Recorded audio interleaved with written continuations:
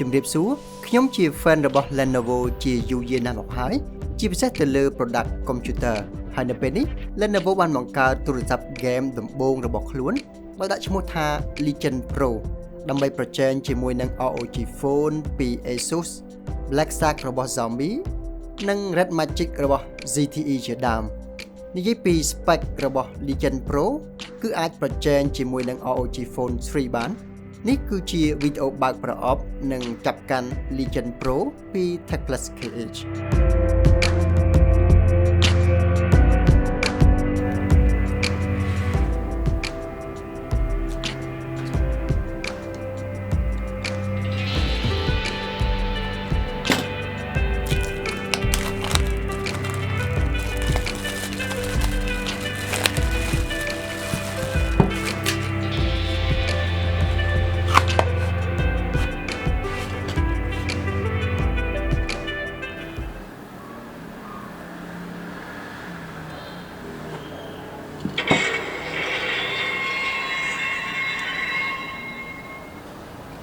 ពេលបើកប្រអប់ដំបូង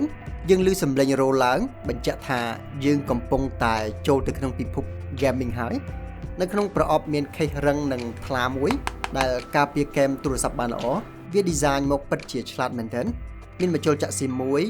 ដុំសាកនិងខ្សែសាកប្រភេទ C2C ដែលមានទំហំធំ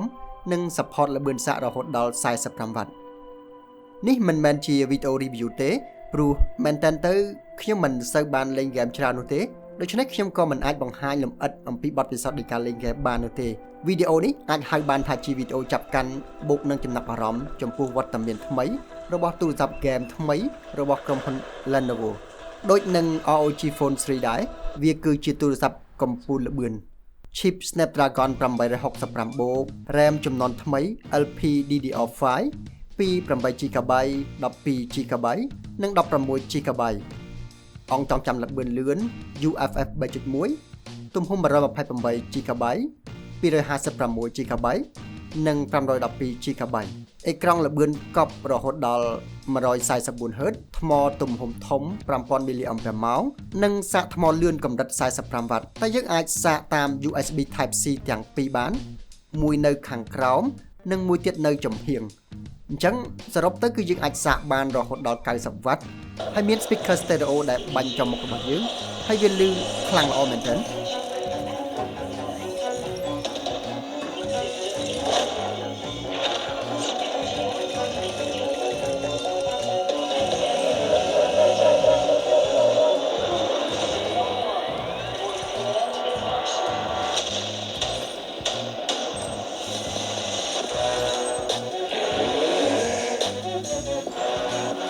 ខាងលើគឺ solder button សម្រាប់បាញ់ហ្គេម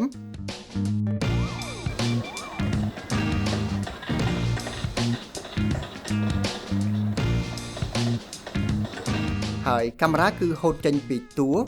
ប៉ុន្តែហូតចេញពីតួចំហៀងទូរស័ព្ទដែលផ្ដល់ភាពងាយស្រួលសម្រាប់ការ live stream ពេលបាញ់ហ្គេមដូចខ្ញុំបញ្ជាក់មុននឹងអញ្ចឹងថាខ្ញុំតេស្តហ្គេមមិនស៊ីជម្រៅអីទេ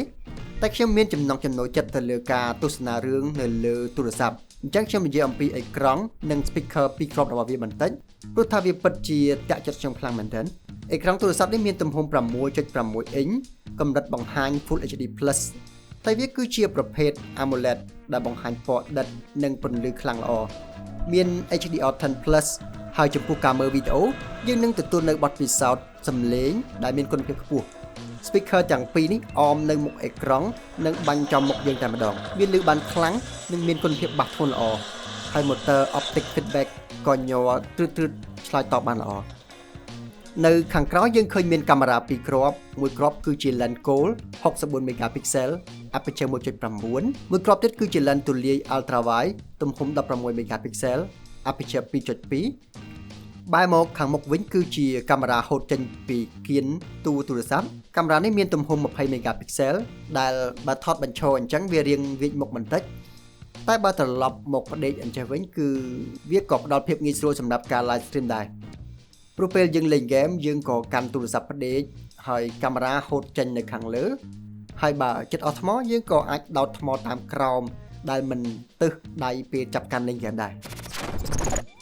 បែរមកនិយាយអំពីគុណភាពកាមេរ៉ាវិញទូ ទូរស័ព្ទ game មួយណាក៏ដូចមួយណាដែរថតរូបទៅស្ទើរចង់គ្រប់យ៉ាងទៅហើយចំណុចស្ទើរជាងគេគួរឲ្យកត់សម្គាល់នោះគឺ dynamic range នៅទាបមែនទែនដែលរូបស្ទើរតែគ្រប់ប្លង់មានពណ៌ស្លេកនិងមិនមានភាពម៉ត់ច្រើនទេពេល zoom ចូល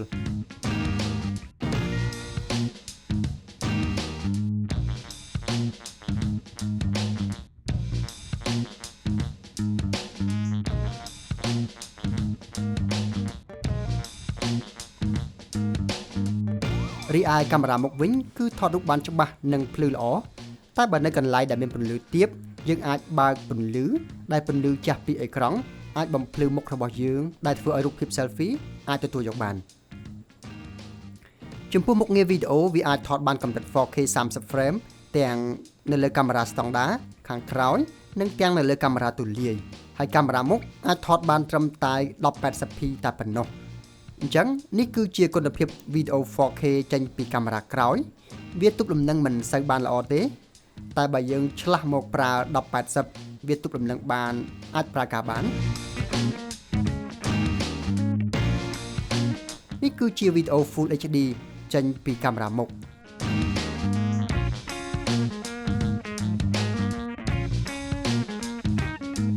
វាមានមុខងារ Duo ដែលអាចថតវីដេអូដោយប្រើកាមេរ៉ាខាងក្រោយនិងកាមេរ៉ាមុខក្នុងពេលតែមួយឬក៏ប្រើកាមេរ៉ាក្រោយទាំងពីរតែមួយគឺជា lens ស្តង់ដានិងមួយទៀតជាប្លង់ zoom ចូលបន្តិចតែប្លង់ zoom ហាក់ដូចជា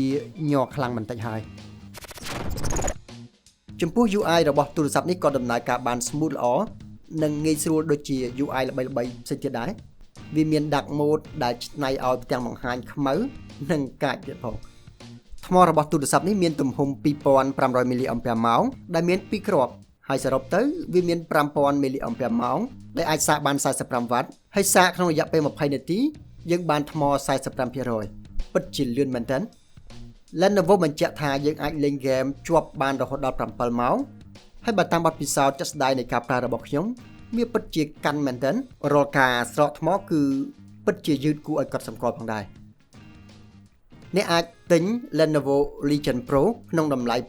$519នៅហាង Hakly Black Store ដែលមានទីតាំងនៅក្បែរសាលាសន្ធមុខហើយខ្ញុំនឹងដាក់តំណ link ទៅកាន់ Facebook page នៅក្នុង description ខាងក្រោមដើម្បីងាយស្រួលស្វែងរកចំពោះការយល់ឃើញរបស់ខ្ញុំនេះគឺជាជម្រើសទូរស័ព្ទមួយទៀតដែលអាចឈរនៅតារាងកំពូលនៃពិភពទូរស័ព្ទ game ដែលអ្នកអាចរកទិញបានវាមានគុណសម្បត្តិល្អច្រើនដែលគ្រប់យ៉ាងដែលបំពាក់មកលើ Legion Pro នេះគឺសុទ្ធតែជាបច្ចេកវិទ្យាចុងក្រោយដែលមិនត្រឹមតែអាចទ្រទ្រង់ game នាពេលបច្ចុប្បន្នទាំងអស់បានទេយើងក៏អាចប្រើវាល្អសម្រាប់មុខងារទូទៅផងដែរវាខ្វះតែប្រព័ន្ធការពារទឹកនិងធូលីទេដែលយើងគួរតែប្រុងប្រយ័ត្នពេលយកវាតាមខ្លួនសូមអរគុណជួបគ្នានៅវីដេអូក្រោយ